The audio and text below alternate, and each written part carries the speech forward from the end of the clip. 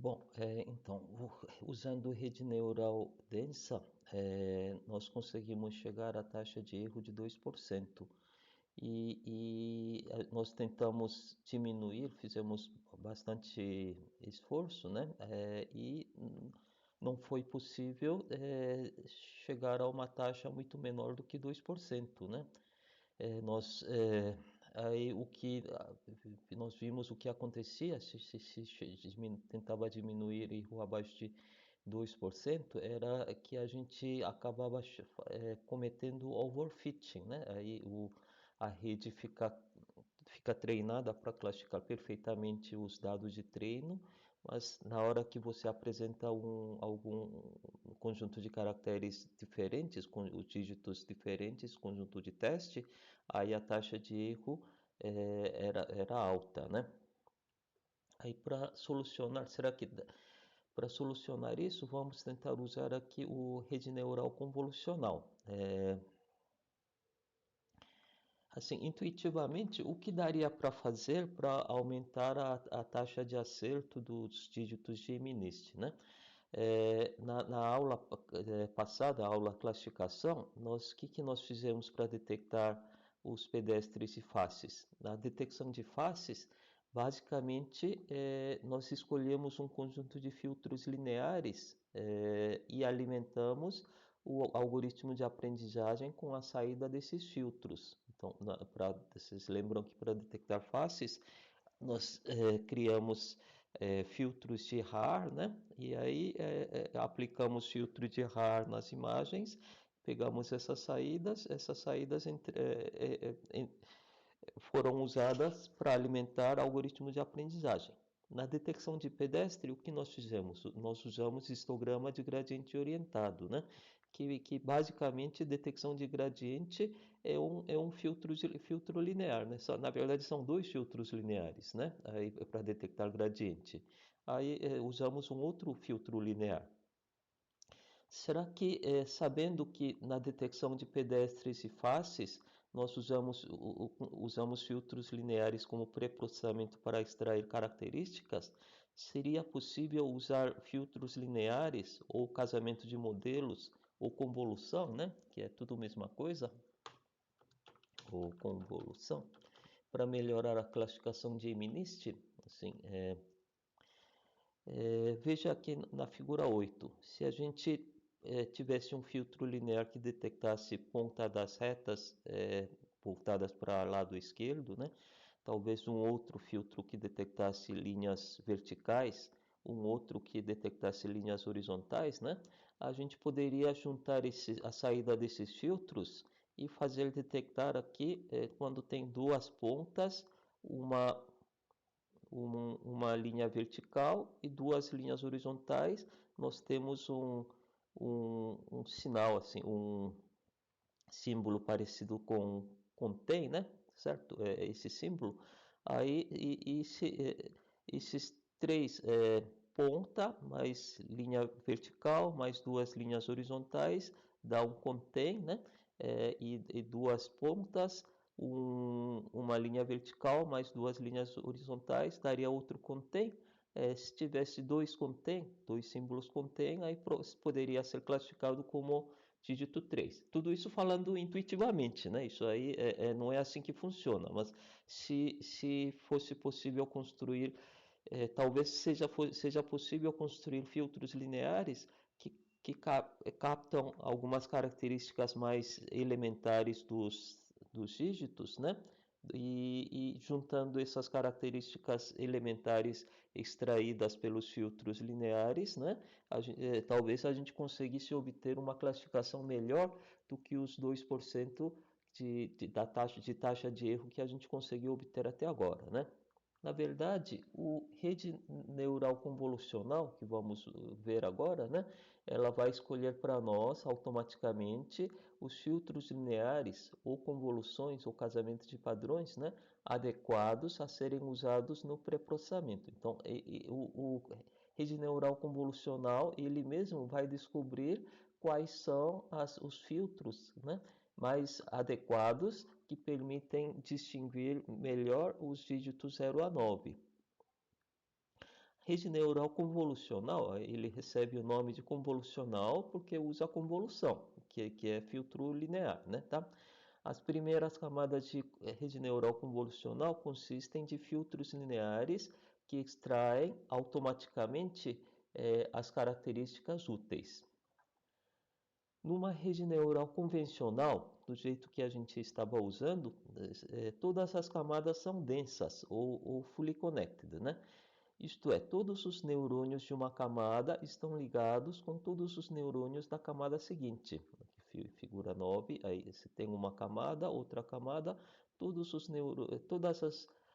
cada neurônio de uma camada está ligado com todos os neurônios da camada seguinte, certo?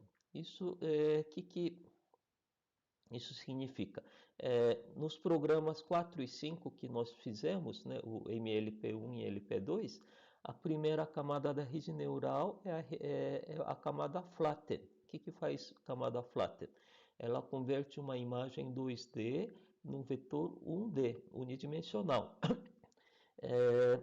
Isto é, para a rede neural densa, não interessa como é que os pixels estão dispostos espacialmente. Não interessa os dois pixels vizinhos.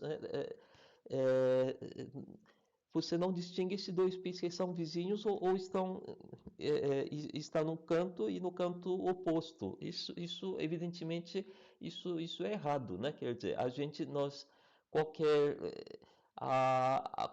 como os pixels estão dispostos espacialmente, né, no 2D, é uma informação super importante para classificar os dígitos.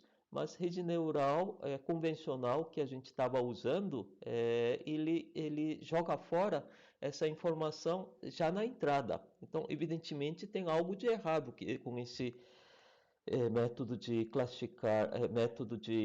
classificar dígitos usando rede neural com camadas densas. Vamos pensar assim intuitivamente como funciona a nossa visão, né?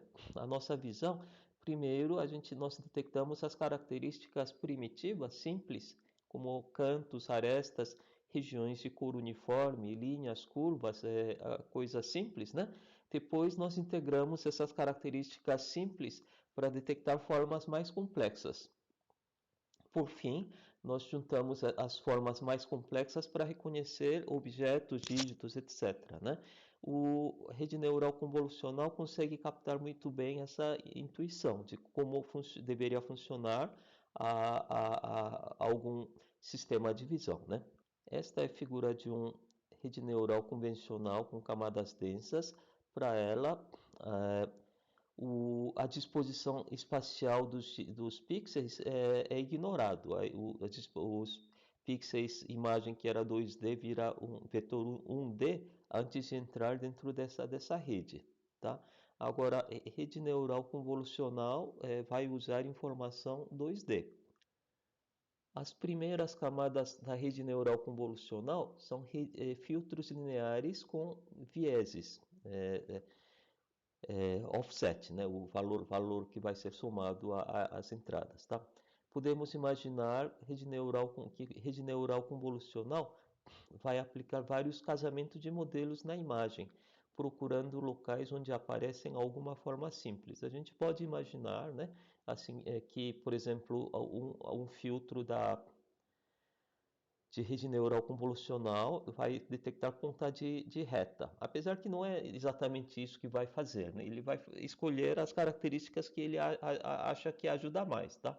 Agora, intuitivamente a gente pode pensar assim, né? Tá?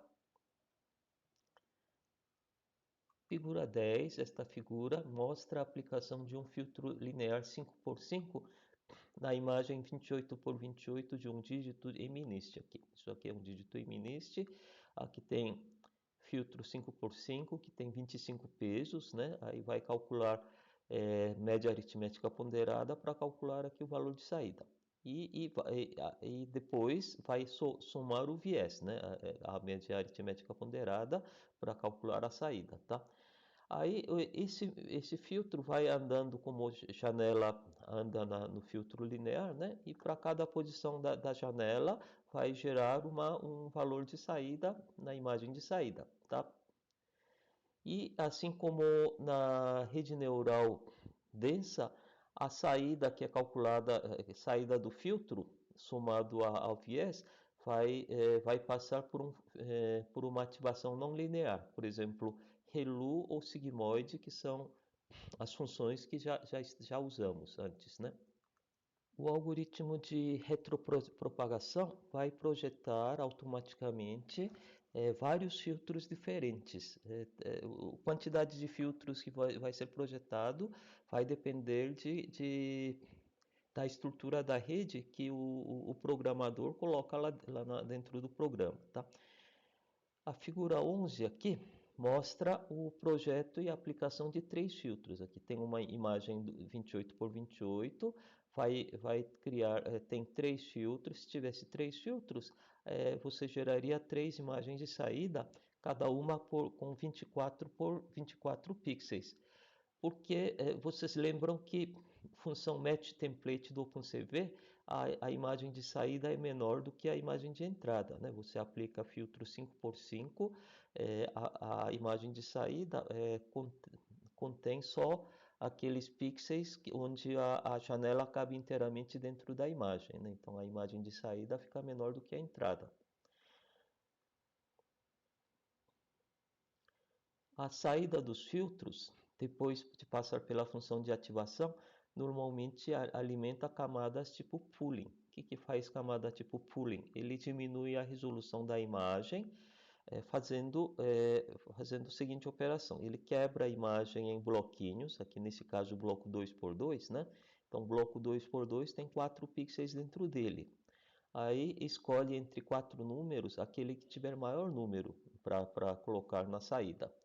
Qual que é a ideia atrás de intuição, atrás de max pooling? Por exemplo, se você tem um dígito 3 aqui, né?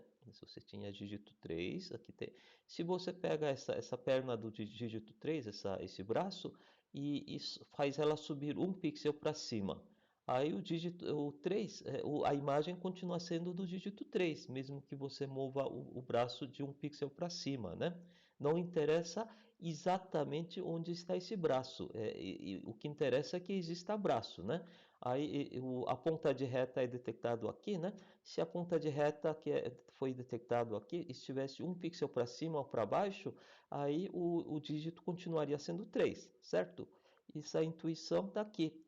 Se você tiver o ponto de máximo dentro de qualquer lugar aqui dentro desse bloco 2x2, continua sendo, tendo aquele, na saída vai continuar tendo aquele pico de correlação, pico da saída do filtro aqui. Aqui tem a estrutura da rede que vamos usar para reconhecer dígitos em MNIST. Nós temos imagem de entrada, aí faz 20 convoluções, nós vamos obter 20 imagens aqui, né?